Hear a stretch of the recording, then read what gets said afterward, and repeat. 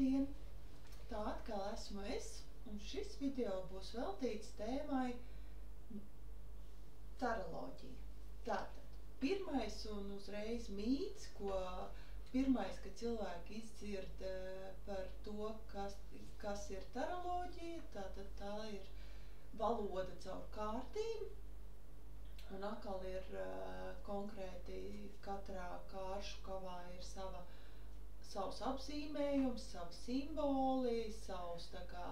salikums, un atkal mēs varam noteikt, vai kā teikt, kā es pareizi traktēju, vai uzsveru atkal, kad caur kārtīm mēs vienkārši atbildam uz cilvēku uzdoto jautājumu. Jo mīts ir tāds, ka kārtis tā ir zīlēšana, tā ir burvestība, tas ir otra nomēlnošana. Nē, pirmkārt sāksim ar to, ka kārtis var atbildēt tikai uz konkrēta cilvēka jautājumu, kad arī es kā tarologs, man nav tiesības, ka tagad atnāk kāds cilvēks un prasa man kā manai kaimiņienai Ņinai tur ar veselību. Uz tādiem jautājumiem man nav tiesības atbildēt, jo, ja cilvēks var drīkst un konkrēti pajautāt par sevi, un, kā teikt, tādā veidā, protams, tur vēl par bērniem vēl ir pieļaujams un tā, bet par visiem pārējiem ģimenes locekļiem un tā, tas ir tomēr individuāla konsultācija un individuāls jautājums. Un tātad taroloģija. Taroloģija ir tā, ka principā tas ir jo precīzāks jautājums, jo precīzāka atbilde. Taroloģija var atbildēt principā uz jebkuru jautājumu, tikai, protams, ir jānoformulē kārtīgi tas jautājums vai konkrētu situāciju vai konkrētu vietu. Arī vienmēr jautājumā tiek pieminēts termiņš vai laiks, it īpaši, ja cilvēkam vai arī citreiz situācijas ir tāds, kad cilvēkam, piemēram, ir dots vairākas iespējas un cilvēks nevar izvēlēties. Arī šādās situācijās var atbildēt caur kārtīm. Pieņemsim kā piemēru, ka cilvēks domā, es tagad varētu atvaļinājumu pavadīt vai Ēģiptē, vai Indijā, vai tur Vācijā, un tad caur kārtīm uzdodot šādu jautājumu, tiek izlikts kāršu izlikums un var atbildēt, pat neatbildēt, bet tā kā ir situācija, kad kārtas mums runā ar mums un pastāsta, kas tieši kādi notikumi ir gaidāmi cilvēka, ja viņš izvēlēsies vienu, otru vai trešo valsti, ka varbūt vienā valstī viņš tur beig atpūtīsies, bet tai pašā laikā varbūt viņam kaut kādas veselības problēmas var rasties,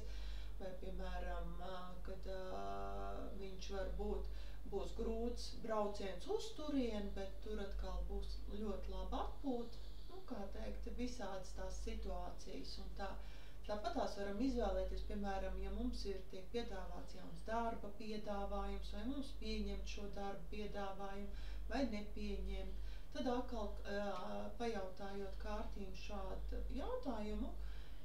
caur dažādiem kāršu izlikumu veidiem var atbildēt arī uz šiem jautājumiem. Tāpat, protams, arī ir situācijas, kad cilvēki, piemēram, ir strupceļā savās personiskajās attiecībās, vai viņas turpināt vai neturpināt, tad arī uz šādiem jautājumiem atbildes var rast, ja precīzi uzdot kārtīm šādus jautājumus un pielietojot konkrētas vai kārtis, vai konkrētas, kāršu izlikums. Ir tā, ka brīžiem man pašai tīpaši izdarot kaut kādas šāda veida konsultācijas un paiet kaut kāds laiks, un cilvēks, piemēram, atgriezeniskā saite veidojas, un viņš tur man pasaka, ka, piemēram, viņš ir izvēlējies kaut kādu tādu situāciju vai vēl kaut ko, tad viņš, nu, tā kā pastāsta, cik runājošas ir bijušas kārtas šī situācijā, vai cik precīzi mēs esam atbildējuši, nu, caur kārtas ir atbildējuši uz viņu uzdoto jautājumu. Tālūk, un runājot par kārtīm,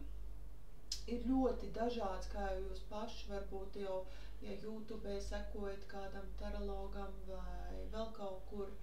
esat redzējuši, nu, ja piemēram interesēs, nu tā, ir citi cilvēkam ir pilnīgi tāda nostāja, nē, kārtas, tā ir zīlēšana, tā ir maģija,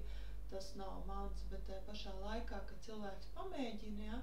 tad, nu, saprot, ka tā nav nekāda maģija, un es saku tīpaši, ka pēc tam tā atgriezeniskā saite, un ka cilvēks ir, nu, pieņēmis kaut kāds lēmums pēc kāršu izlikuma, ja, jo tas ir arī viennozīmīgi gan taroloģijā, gan astroloģijā. Neviens tarologs tagad jums nepateiks, jā, redzi, tur tagad, pieņemsim ceļojumā A, tev ir pats krutākais, otrs varbūt netik pozitīvs vai vēl neviens, kā teikt, kad konsultējam cilvēks, mēs nevaram pateikt, ka tur tāds, nu, tieši no šīm 3 izvēlēm tev jāizvēlās pirmais. Tā, nu, mums nav tiesības, jo vienmēr tā mums kā konsultantiem gan astroloģijā, gan taroloģijā ir jāpastāsta, kādas situācijas ir sagaidāmas, vai ko stāsta kārtas, bet nekad neviens neizlems jūsu vietā. Tas jums arī vienmēr jāatcerās, jo citreiz cilvēki atnāk tādām izmisīgām acīm, man tur šķirties vai palikt turpināt, kā teikt, cīnīties par esošām attiecībām vai laulību, un tad gaida tādām skumjām acīm, ka tagad es viņai pateikšu vai viņam, ja, ka, nu, tagad tev jādara šitas un tas, nu, nē, tāda veida, kā teikt, viennozīmīgi aizējot pie kompetentā tarologa, astrologa, mēs neizlemsim jūsu vietā nevienu jautājumu. Kārtas un astroloģija tas vienkārši palīdz kaut kādās dzīves situācijās, nu, ir kaut kādas arī, nu, tādas lielākas, globālākas lietas, tad es iesaku, tā kā, jā, arī zinām to dzimšanas laiku, skatīties astroloģiju, bet ir dzīves situācijas, kur tiešām caur kārtīm un caur kāršu izlikumiem dažādiem var tiešām diezgan precīzi, jo, tas saka, tā atgriezeniskā saite man pašai citreiz, nu, tā, kad es esmu šokā no tā, kad ir īpaši, vēl jau otrs variants ir, ka tev, piemēram, atnāk cilvēks uz konsultāciju vai kā, un viņš nerunā. Viņš vienkārši uzdod jautājumu, ka viņam interesē tāda tēma, un es tur, teiksim, sāku kaut ko stāstīt, vai astroloģijā, vai taroloģijā, kāds, nu, izvēlēts no klienta ir konsultācija,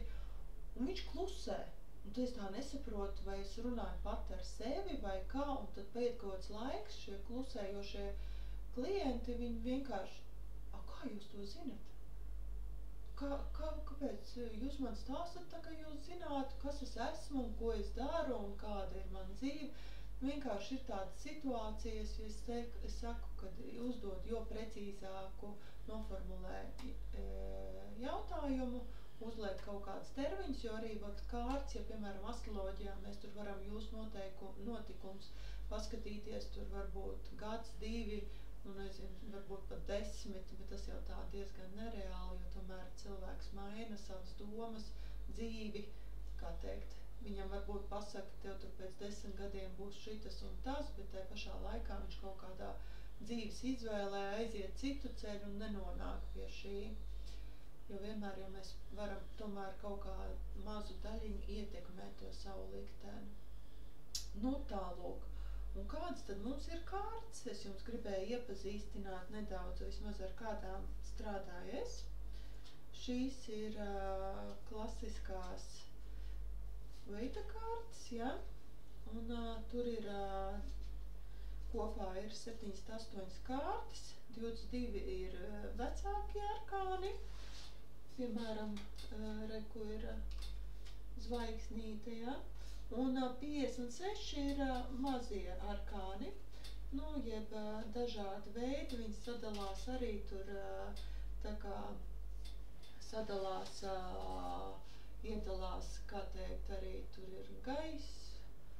uguns un tā viss, nu, stihijās saucamajās. Un līdz ar to arī katra kārts runā pati par sevi, jau pastāsta kaut kādas situācijas vai kaut ko, nu, tā kā norādes, ja, dod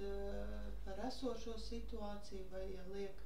uz nākotni vai vēl kaut kā, bet tā pašā laikā šobrīd arī ir tā, kad nu jā, kad šie salikumi tātad parāda vai, kā teikt, atbild uz jautājumu, uz, nu tā, jūs teicu, jo precīzāks jautājums, jo precīzāk atbild, bet tai pašā laikā, pat šitās ir vienas, ar kurām es strādāju, tad otrs mums ir Lenormand kārtis, kas atkal ir diezgan precīzas vai, kā teikt, ļoti labi ar viņām var arī noteikt visādus dzīves notikumus vai situācijas, bet tad Lenormand kārtas arī jau tādu periodikumu, kā teikt, arī kaut kādus konkrētus laikus vairāk jau, ja grib, piemēram, nu, kad cilvēks plāno vai viņam tur, teiksim, nu, kaut kādas lietas, tad šeit jau var kopā šajās Lenormand kārtīs jau var tā kā piesaistīt laika sprīdi vai jau konkrētus datumus viņas norāda, nu, kaut kā tā. Jā, nu, lūk, un tāds ir tās, jā, jo ar kārtīm ir, nu, arī, protams, tā simbolika runā, jo citreiz ir tā, ka tu stāsti vai rādi cilvēkam konsultācijā tās kārtas, un tu stāsti, un cilvēks varbūt ieraug kaut kādas savas lietas vai, nu, tā kā vizualizēt caur savām, nu, kā viņš tajā brīdī nolasa, jeb izprot arī kārtas. Un arī šeit es jums tā kā palūkšu komentāros, ja jūs vēlties, protams, es turpmāk mēģināšu savos video arī parādīt uz piemēriem, kāda izskatās kāršu izlikumu, pieņemsim, kā viņi var atbildēt vai kādā veidā viņas tiek nolasīts, es noteikti turpmāk arī likšu. Veidošu šāda satura video, bet jūs droši atkal komentāros varat rakstīt, varbūt, ja jums interesē kaut kādas tēmas, vai tur ir attiecības, vai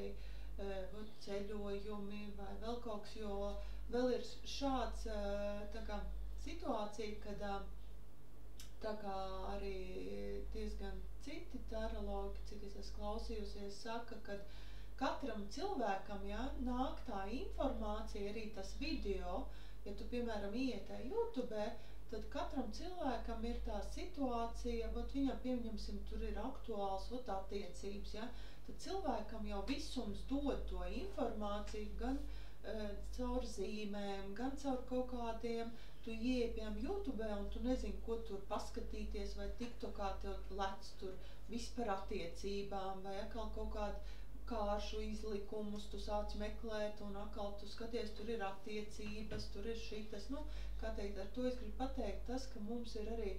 nedaudz jāieklausās katram sevī, jo tā informācija, kas mums nāk, un plus arī cilvēkus, ja, ko mēs sastopam, vai darbā, vai ģimenē, vai, nu, jebkur, kaut vai uz ielas, ja, ka mums caur šie notikumi, cilvēku un zīmes, tā kā nenāk visu tā vienkārši. Un tāpēc arī, piemēram, ja tas kāršu izlikums arī ir, teiksim, kaut vai citiem tarologiem, tur varbūt, nezinu, tur kaut kādu gadu atpakaļ 2, tad katram viņš ir aktuāls tajā brīdī, kad jūs uzējat uz šāda video, vai tā ir tā tēma, kas šobrīd jums ir aktuāla, vai pozitīvā, vai negatīvā ziņā, tas jau ir atkarīgs no katra cilvēka, tā kā